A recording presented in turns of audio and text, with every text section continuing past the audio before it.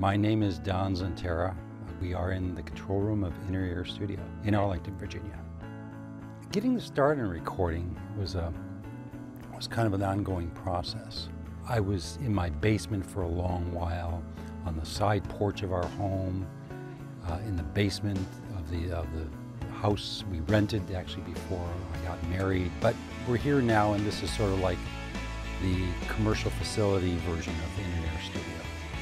I got my first tape recorder somewhere in grade school and just started doing little recordings, recording myself and friends and things like that.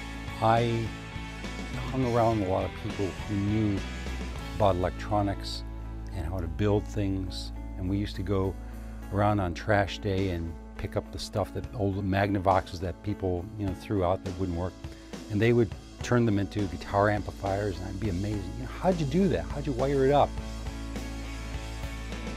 It was very much a scatterbrained idea. There was no advertising plan. There was no business plan. There was no plan. It was sort of like, well, we need to do this, so we'll do this. He needs to do this. Well, I have this, so I'll help him out. And this, and it sort of built itself up in a sense. Some of my friends who were still connected with the music group said, hey, you've got some equipment.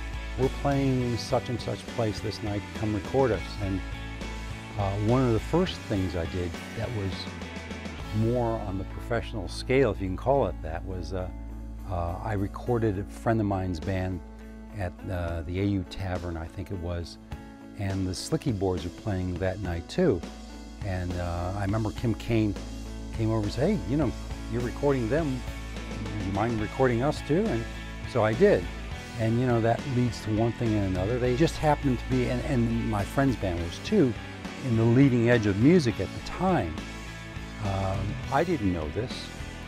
I was not musically savvy in that respect, because it just, I just wasn't really connected in like a lot of people were. It was the beginning of a lot of punk music, and it was coming out of the stage where I remember many punk bands being basically shunned by people who liked other music. But it was certainly a societal type thing.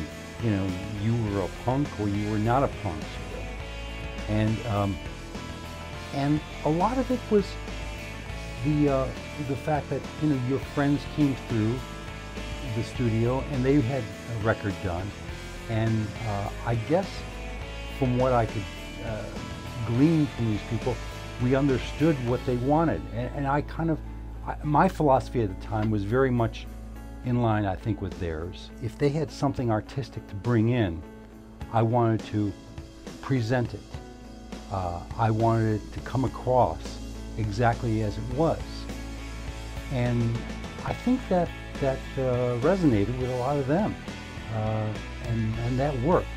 That's basically the way it ran.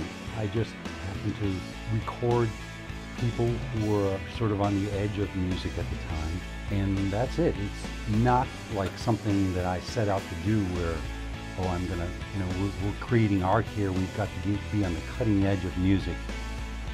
It was more like, I've got this equipment, and I've got some new things I want to try out. Now who am I going to try it out on? And the people who were doing the new music raised their hands. I think sometimes the unlikeliness of something happening somewhere makes it more likely that it's going to happen.